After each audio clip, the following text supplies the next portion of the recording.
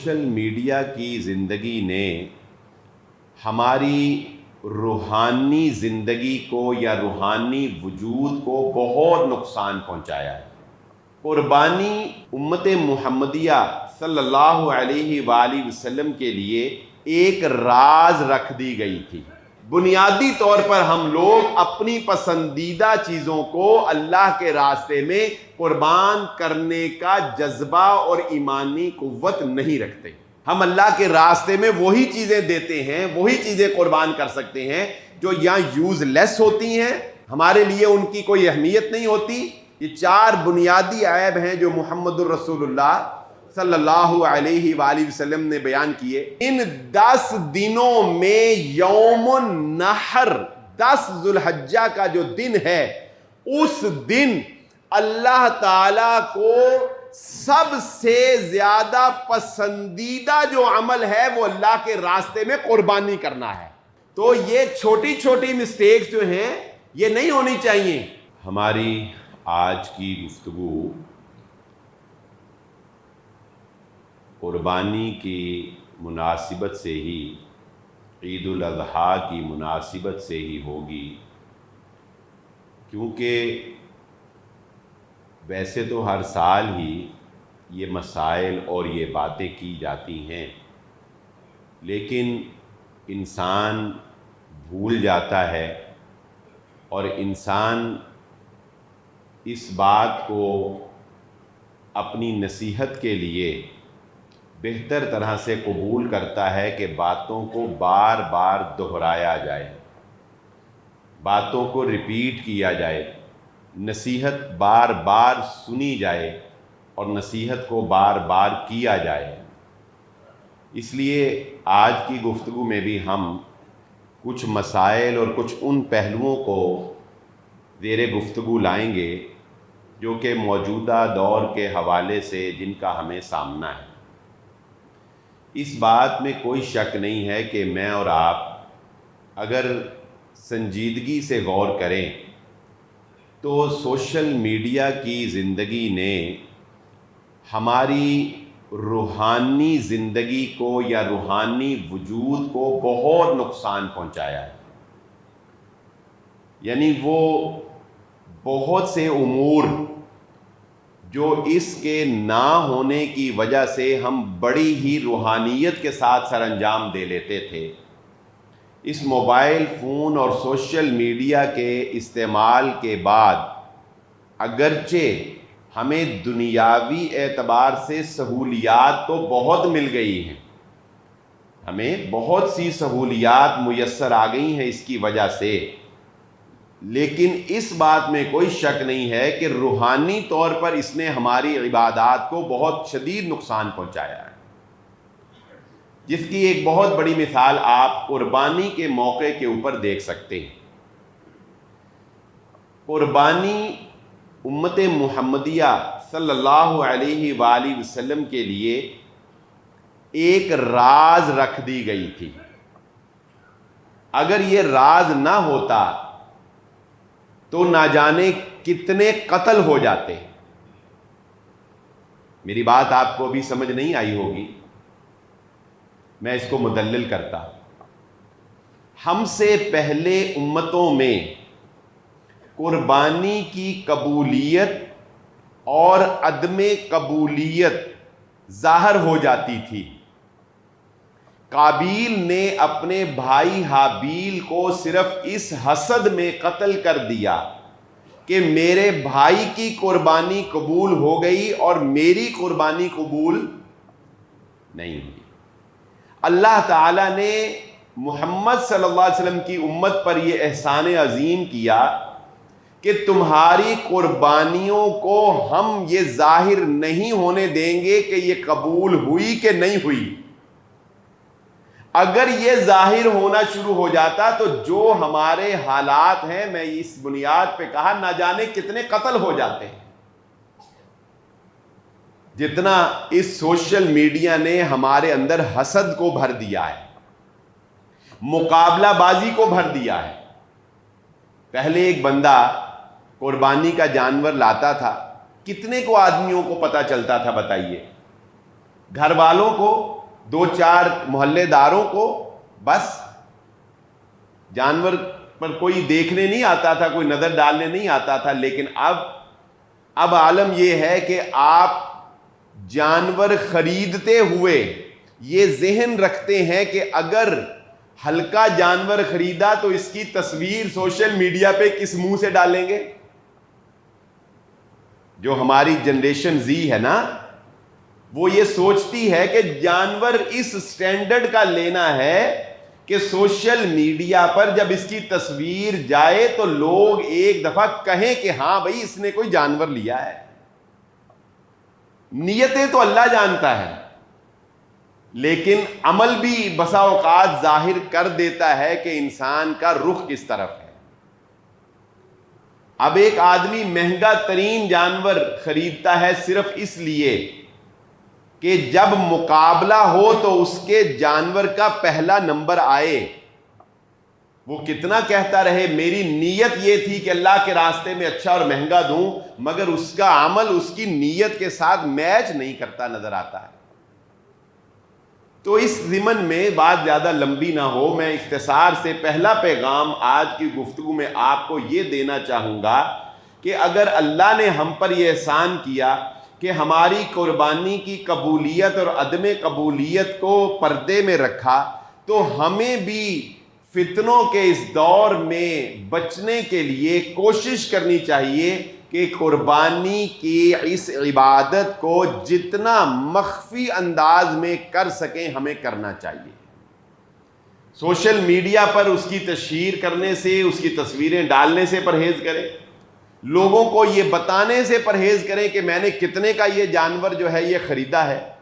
خاموشی سے جائیں اور جانور لا کے جتنا خاموشی کے ساتھ پوشیدہ طریقے سے اس کو کر سکتے ہیں اس کو کرنے کی کوشش کریں. یہ عمل ہماری اس عبادت میں روحانیت پیدا کرے گا، ہمارے اندر اللہ رب العزت کا قرب حاصل کرنے کا جذبہ جو ہے وہ زیادہ ہوگا. لوگوں کو خوش کرنے کا جذبہ جو ہے وہ ماند پڑنا چاہیے، وہ کم ہونا چاہیے. پہلی بات تو یہ ہے. دوسری بات بڑی اہم ہے جو معاشرے کے حالات کو مد نظر رکھتے ہوئے میں کہنا چاہتا ہوں، بالخصوص والدین اور بزرگوں کے لیے یہ بات انتہائی اہمیت کی حامل ہے. ہم لوگ تھوڑے سے دین کے معاملے میں کمزور ثابت ہوتے ہیں. میں بھی اور آپ بھی، ہم سب ہی ایسے ہی ہیں. شاید دنیا کے معاملے میں ہم کمزور نہیں پڑتے ہیں. ہم اپنی اولاد کو دنیا کے معاملے میں اپنا نقصان کرنے کی اجازت نہیں دیتے.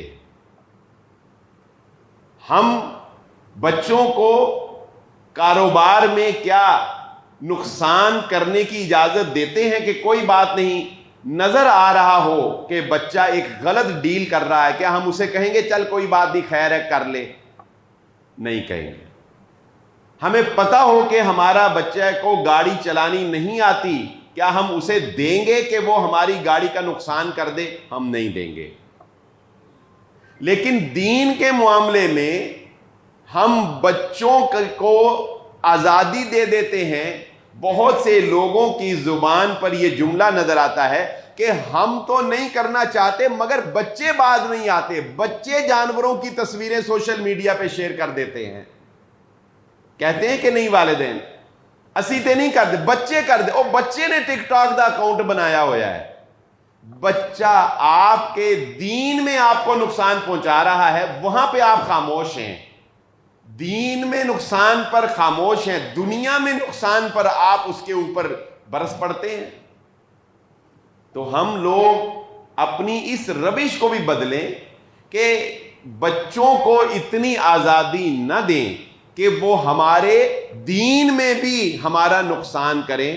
جیسا کہ شادی کی تقریبات میں بھی بہت سے لوگ یہ کہہ کر خاموش ہو جاتے ہیں کہ ہم تو یہ ناچ گانا نہیں کرنا چاہتے تھے لیکن بچوں نے یہ زبردستی کروا دیا. وہاں بھی ہمارا یہی حال ہوتا ہے. ہم دین میں کمزور ہیں، ہم دنیا کے معاملے میں بڑے مضبوط اور بڑے سٹینڈ لینے والے ثابت ہوتے ہیں.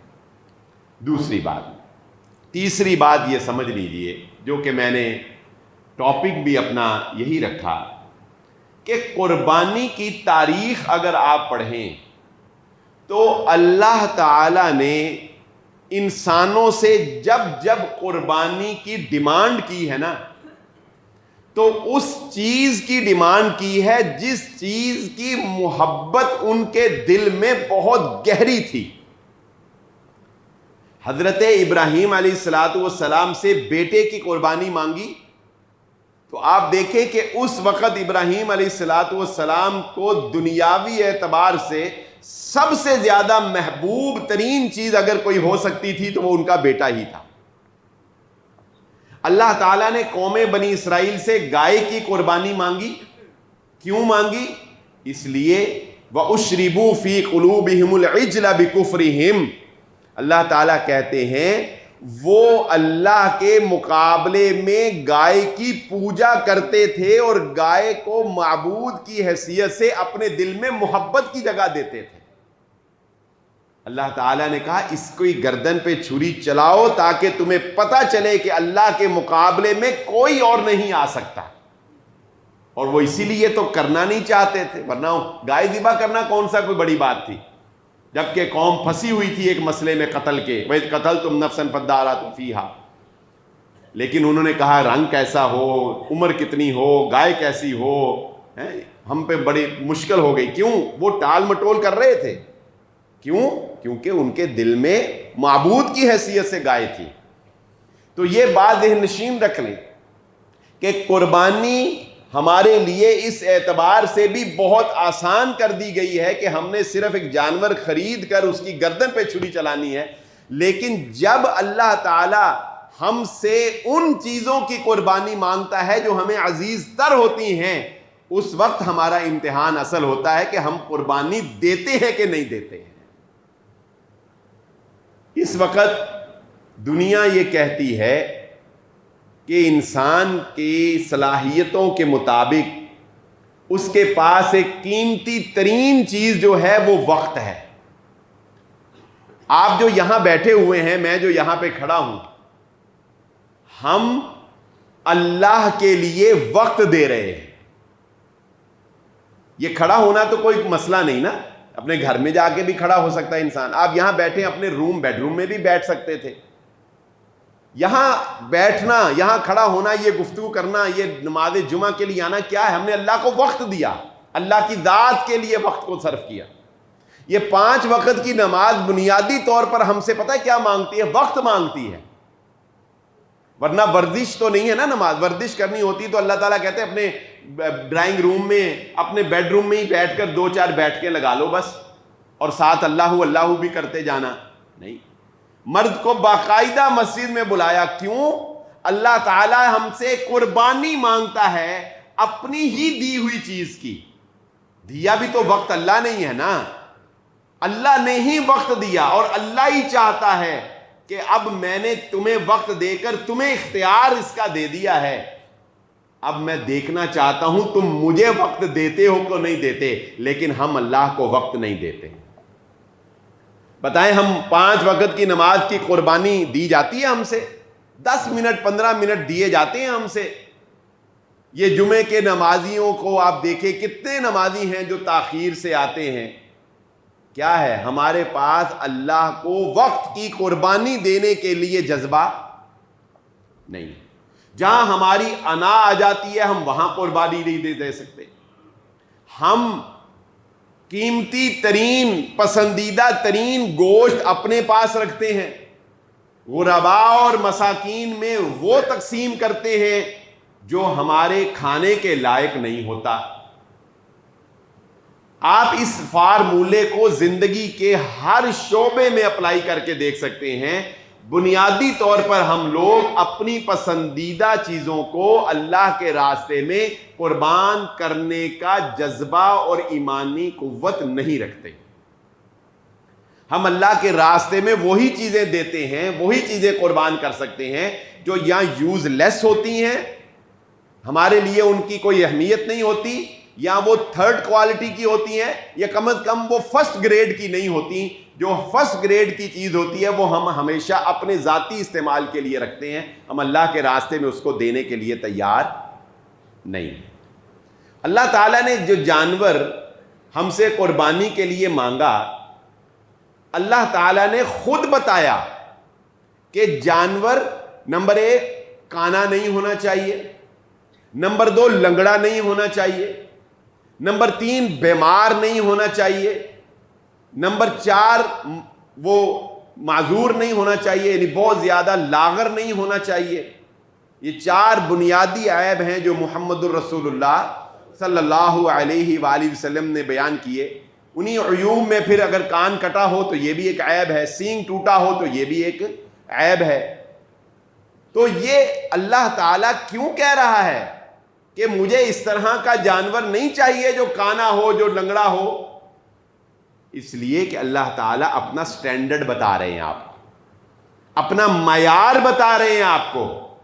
اللہ تعالیٰ آپ کو بتا رہے ہیں کہ یہ قربانی اتنا مقدس اور اتنا قرب پانے والا ایک فریضہ ہے کہ میں تم سے عیب دار چیز کو قبول نہیں کروں گا۔ میرے راستے میں مجھے خوش کرنے کے لیے اگر جانور بھی ذبح کرنا ہے تو اس کا بھی بھائی ایک معیار رکھا ہوا ہے ہم نے، اس کا بھی ایک سٹینڈرڈ رکھا ہوا ہے ہم نے۔ اس سٹینڈرڈ سے لو ہوگا، وہ دوندہ اگر نہیں ہوگا تو اس کی قربانی قبول نہیں ہوگی۔ کوئی وجہ سمجھ آتی ہے؟ اللہ کو تو لن ینال اللہ لحومها ولا دماؤها ولکن ینالہ التقوی منکم۔ اللہ کو دوندے جانور کا کیا غرض کہ وہ دوندہ ہونا چاہیے؟ کیا اس سے پہلے اس کا گوشت اچھا نہیں ہوتا؟ کیا غرض اللہ کو؟ صرف ایک اللہ رب العزت نے معیار سیٹ کیے ہیں ہمیں اپنی باقی ماندہ زندگی میں یہ بتانے کے لیے کہ جب باقی ماندہ زندگی میں تمہیں اللہ کے راستے میں کسی چیز کی قربانی دینی پڑے گی تو اس سٹینڈرڈ کو یاد رکھنا کہ اللہ کے راستے میں خبیث چیز، تھکی ہوئی چیز، تھرڈ کوالٹی چیز دینے کا تصور بھی نہ کرنا، تمہارے منہ پہ مار دی جائے گی، اللہ قبول نہیں کرے۔ یہ ہے اصل میں وہ قربانی کا جذبہ جسے مجھے اور آپ کو اپنے اندر پیدا کرنے کی ضرورت ہے۔ یہ وہ جذبہ ہے جو محمد الرسول اللہ صلی اللہ علیہ وآلہ وسلم میں اور صحابہ کرام میں ہمیں بدرجہ اتم نظر آتا تھا کہ وہ اپنی پسندیدہ ترین چیزوں کو، پسندیدہ ترین باغات کو، پسندیدہ ترین کپڑوں کو، پسندیدہ ترین مال تجارت کو اللہ کے راستے میں خرچ کرنے سے دریغ نہیں کرتے تھے، ملال محسوس نہیں کرتے تھے۔ اب چند ایک مسائل کی باتیں کر لیتے ہیں جو کہ تقریباً ہر سال بیان کرنے کے باوجود لوگ بھول جاتے ہیں اور انہیں دہرانا ضروری ہے۔ نمبر 1، قربانی کے جانور کی تقسیم کا کوئی بھی فارمولہ محمد الرسول اللہ صلی اللہ علیہ وآلہ وسلم نے اور صحابہ نے مقرر نہیں کیا۔ یہ بات جو مشہور ہے کہ قربانی کے 3 حصے ہونے چاہیے، ایک حصہ گوشت کا اپنے لیے، ایک حصہ رشتہ داروں کے لیے اور ایک حصہ غرباء کے لیے۔ یہ تقسیم شرعی تقسیم نہیں ہے، یہ تقسیم ایک صحابی حضرت عبداللہ بن عمر رضی اللہ تعالیٰ عنہ نے اپنے حالات کے مطابق اپنے جانور کی تقسیم اس طرح سے مقرر کی ہے۔ ہر انسان، یہ قربانی عمل ہی ایسا ہے کہ اس میں ہر انسان کا اللہ کے ساتھ ایک ذاتی سا تعلق جڑتا ہے، ایک ذاتی امتحان سی کی کیفیت ہے اللہ کے ساتھ۔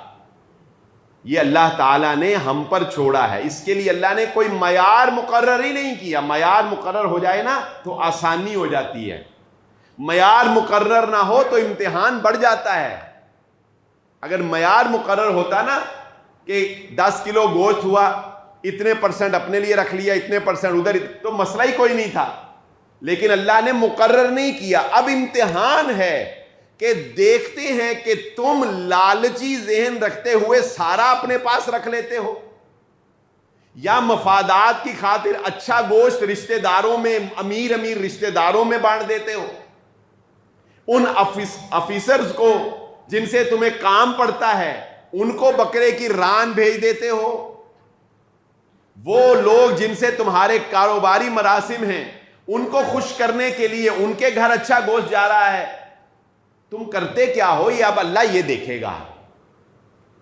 اب تم نے خود فیصلہ کرنا ہے کہ تم نے اچھا گوشت غرباء اور مساکین کو کھلانا ہے یا مفادات کے لیے کہیں تقسیم کرنا ہے یا اس کو کیا کرنا ہے۔ یہ تمہارا اور اللہ کا معاملہ ہے، نہ کوئی مفتی بتا سکتا ہے، نہ کوئی عالم بتا سکتا ہے، اور قرآن و سنت نے بھی اس معاملے میں تمہیں آزاد چھوڑ دیا۔ کرو فیصلہ، کیا کرتے ہو یہ اب تم جانو اور اللہ جانے۔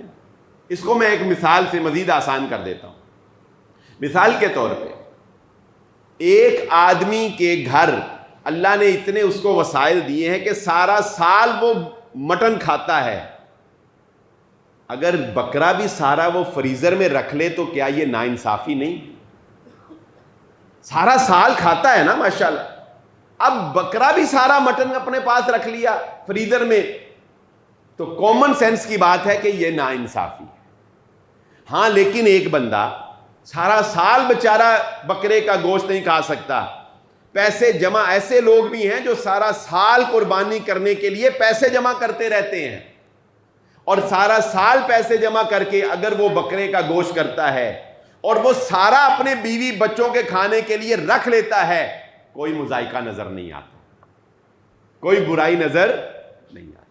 تو یہ مثال دینے کا مقصد کیا ہے کہ اپنے حالات کے مطابق خود فیصلہ کرو کہ تم نے کیا کرنا ہے۔ شریعت نے تو قربانی کا کوئی نصاب بھی مقرر نہیں کیا، یہ بات یاد رکھیں، قربانی کا کوئی نصاب شریعت نے مقرر نہیں کیا کہ جس کے پاس اتنے تولے سونا ہو وہ لازماً قربانی کرے، جس کے پاس اتنی نقدی ہو وہ لازماً قربانی کرے۔ جیسے زکوٰۃ کا نصاب ہے، جو زکوٰۃ کا نصاب ہے وہ زکوٰۃ کے لیے ہے، وہ قربانی کے لیے نہیں ہے۔ قربانی کے لیے کیا ہے؟ قربانی کے لیے یہ ہے کہ محمد الرسول اللہ صلی اللہ علیہ وآلہ وسلم نے فرمایا، تم میں سے جو کوئی طاقت رکھنے کے باوجود قربانی نہیں کرتا وہ ہماری عیدگاہ میں نہ آئے۔ یہ ہے ایک معیار۔ اب یہ فیصلہ اللہ کے نبی صلی اللہ علیہ وسلم کی اس حدیث میں اللہ نے بندے پہ چھوڑ دیا۔ اب طاقت ہے کہ نہیں ہے یہ فیصلہ بندے تو نے کرنا ہے۔ اپنے دنیا کے کام قرضے لے کے کرتا ہے، اب قربانی کی باری آئی ہے تو اب تیرا امتحان ہے کہ تو گائے کا حصہ 30-35 ہزار روپیہ نکال سکتا ہے کہ نہیں نکال سکتا۔ اگر واقعی نہیں نکال سکتا تو تیرے جذبے پہ شاید اللہ کئی قربانی کرنے والوں سے تجھے زیادہ ثواب عطا کر دے۔ یہ تو اللہ کو پتا ہے تیری تڑپ کتنی ہے، تیری لگن کتنی ہے، تیرے اندر جذبہ کتنا ہے۔ وہ صحابہ جو کسی نیک عمل میں شریک نہیں ہو سکے تھے لیکن جذبہ اتنا تھا کہ آنکھیں اشک بہاتی تھیں، اللہ تعالیٰ نے انہیں شریک نہ ہونے کے باوجود اس عمل کا برابر ثواب عطا فرمایا۔ تو یہ تو اللہ کو پتہ ہے، اور ہو سکتا ہے کہ تو ہیلے بہانے کرے ہو، نہیں اصل میں ابھی یہ مسئلہ ہے، ابھی وہ مسئلہ ہے، ابھی یہ کام کر لیں، ابھی وہ کام کر لیں، پھر قربانی کر لیں گے، پھر تو جان اور اللہ جان۔ اور ایک بات کی اور بڑی اہمیت ہے، سمجھ لو، اس میں لچک نہیں ہے۔ میں آپ کو بتاؤں، جو اب میں بات کرنے لگا ہوں نا، اس میں کسی قسم کی لچک نہیں آپ نے رکھنی۔ عام طور پہ لوگ سوال بھی کرتے ہیں اور آپ کو ہو سکتا ہے خیال بھی آتا ہو کہ ایک آدمی جو ہے اس کے پاس قربانی کرنے کی گنجائش ہے، لیکن کیا قربانی کو چھوڑ کر وہ کسی کی بیٹی کی شادی کروا دے؟ یہ زیادہ بہتر ہے۔ وہ کسی کو پنکھا لے دے، وہ کسی کا علاج کروا دے۔ تو یہ بات دو ٹوک سن لو، محمد الرسول اللہ صلی اللہ علیہ وآلہ وسلم نے یہ بات ارشاد فرمائی، یہ 10 ذوالحجہ کے جو 10 دن جو ساری سال کے دنوں سے افضل ہیں، ان 10 دنوں میں یوم النحر 10 ذوالحجہ کا جو دن ہے، اس دن اللہ تعالی کو سب سے زیادہ پسندیدہ جو عمل ہے وہ اللہ کے راستے میں قربانی کرنا ہے۔ نیکیاں اور دوسری کرنے کے لیے سارا سال پڑا ہے کہ نہیں پڑا؟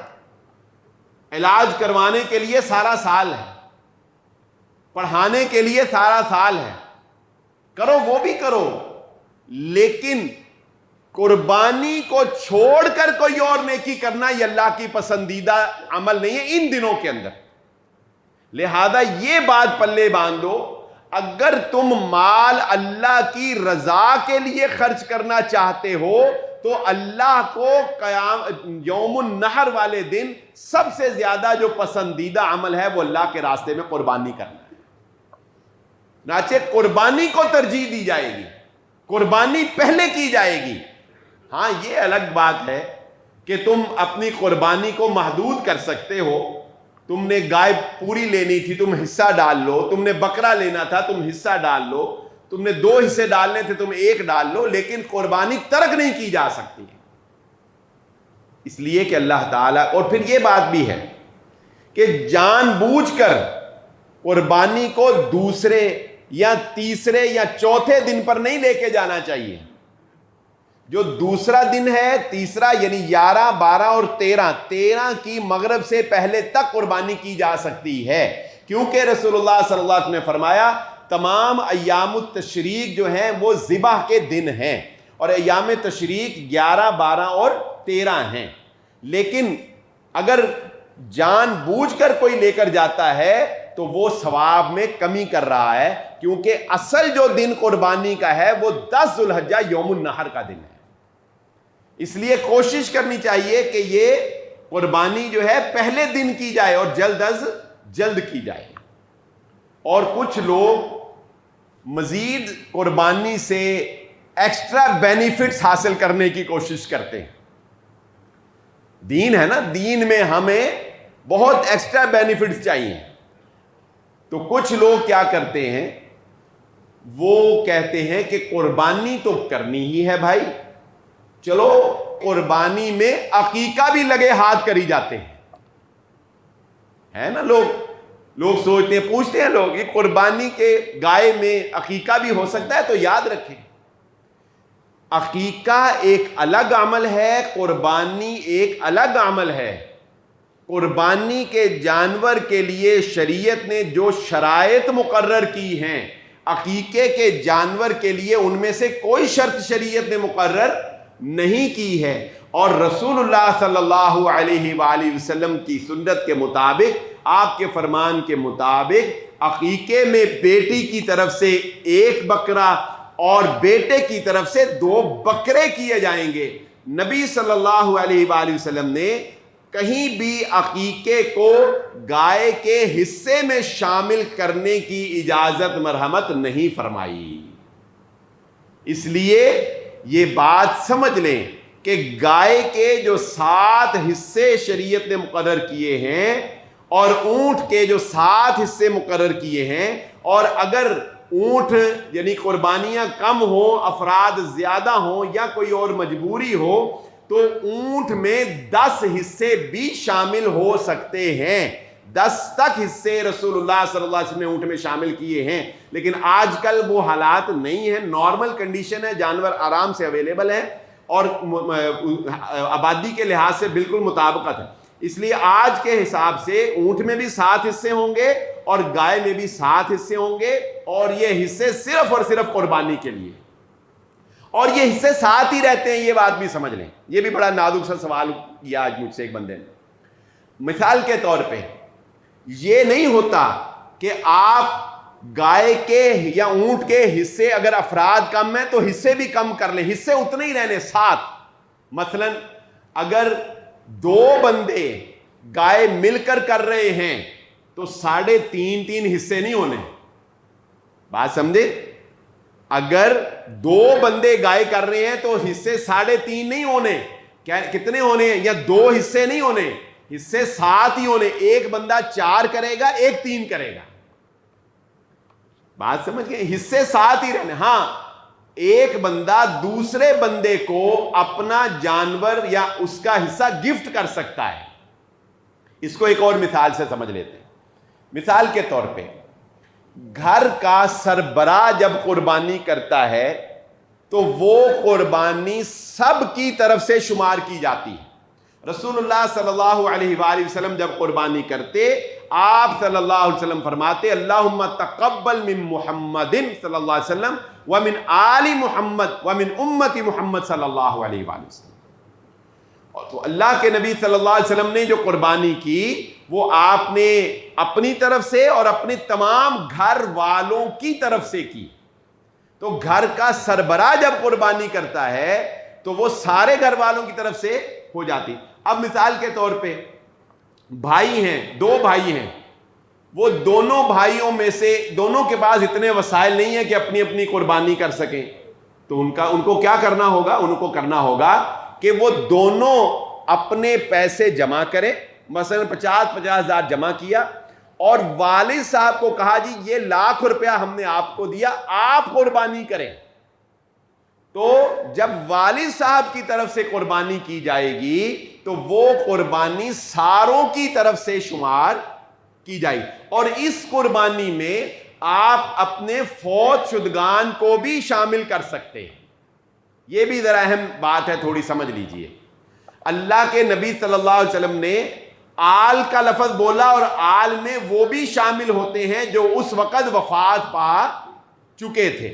تو نبی صلی اللہ علیہ وآلہ وسلم نے اپنی تمام آل کی طرف سے قربانی.